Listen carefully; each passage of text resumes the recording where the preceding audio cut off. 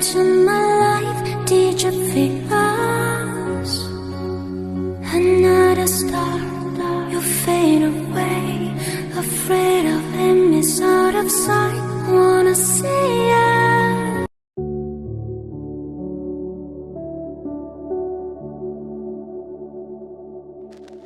Last night I asked God for me to see, to feel the presence of my Father.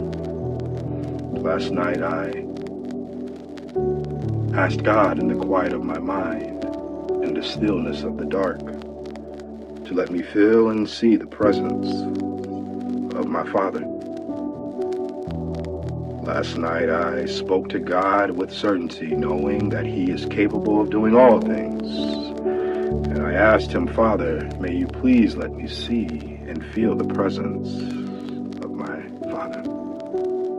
And as I closed my eyes, I was in anticipation of seeing and feeling the presence of my Father. And every dream that I had, I would wake up and realize that I did not see or feel the presence of my Father. Last night I laid down hoping to see, to feel the presence of my Father. My father had passed away 2 years ago from today's date, February 23rd. My father, Travis Lacefield, passed away 2 years ago from this date. And I asked God if I could see and feel the presence of my Father. It has been some time now, and he has been gone for some time.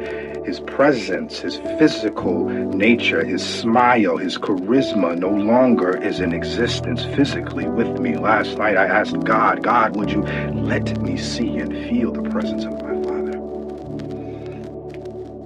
You know, this thing called grief is really interesting. It pursues us in a way that is unique to ourselves individually. It will look us in the face and ask us questions such as, where are they? When will you see them again? And how much do you know about them? Where are they? Where will you see them again? How much do you know about them? Last night I asked God, may I please see and feel the presence of my Father. God did not allow me to experience that last night. I woke up and shared the information with my wife. I told her today is the day of Dad's anniversary day. And I asked God for me to see and feel the presence of my Father. I didn't have much doubt or much hang up on it. I just simply stated the facts. I asked God to do something, and it didn't happen when I wanted it. As I moved throughout the day, I started taking care of my responsibilities, cutting the grass, going to my stepchildren's house and cutting their grass and tending to the things that are my responsibility. And I had to pause in the moment and smile because as I was interacting with my responsibilities, I start to remember, I start to recall and feel the presence of my Father. Last night, I asked God to show me and let me see and feel the presence of my Father. What's interesting about this is that even though we think that we may need or want things, God has a way of showing us things and letting us feel things in the times we need it the most, the times where there is life to be given.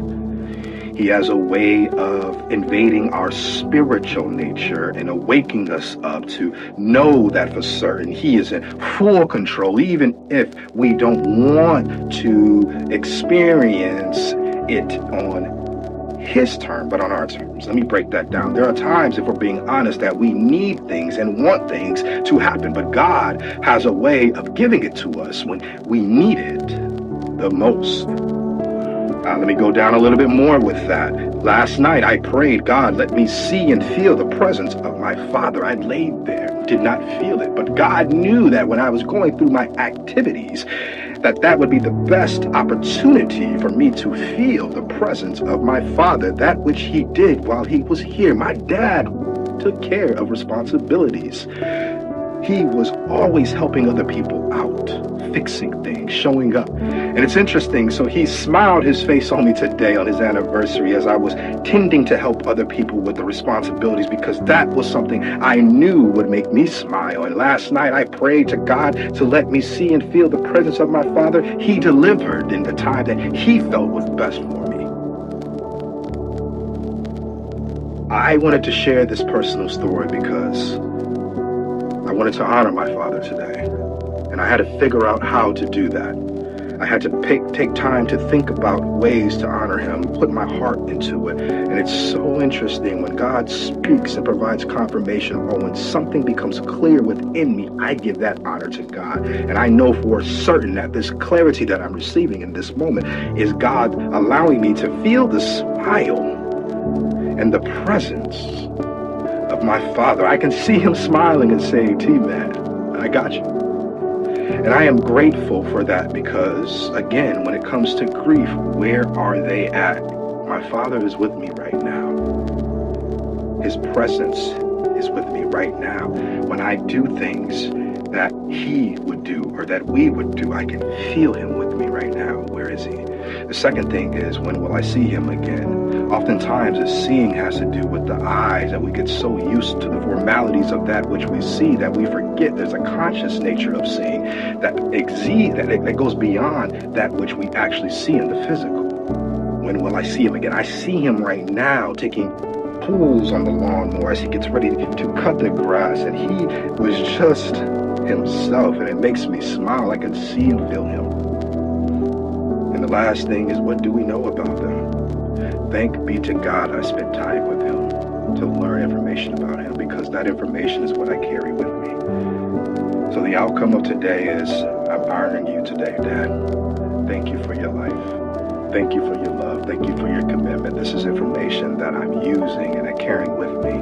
But also, furthermore, I am sharing my story, because sharing your story is certainly a way for others to listen in and get an opportunity to go into the mind and the heart of that which we experience. And stories have been since the beginning of time. Not only will it help us get things out of us, but others can hear things and get things out of it. What's your grief story? Last night, I prayed to see and to feel the presence of my Father. Thanks be to God. I saw him, and I felt him, and I will always see and feel him. You guys be blessed.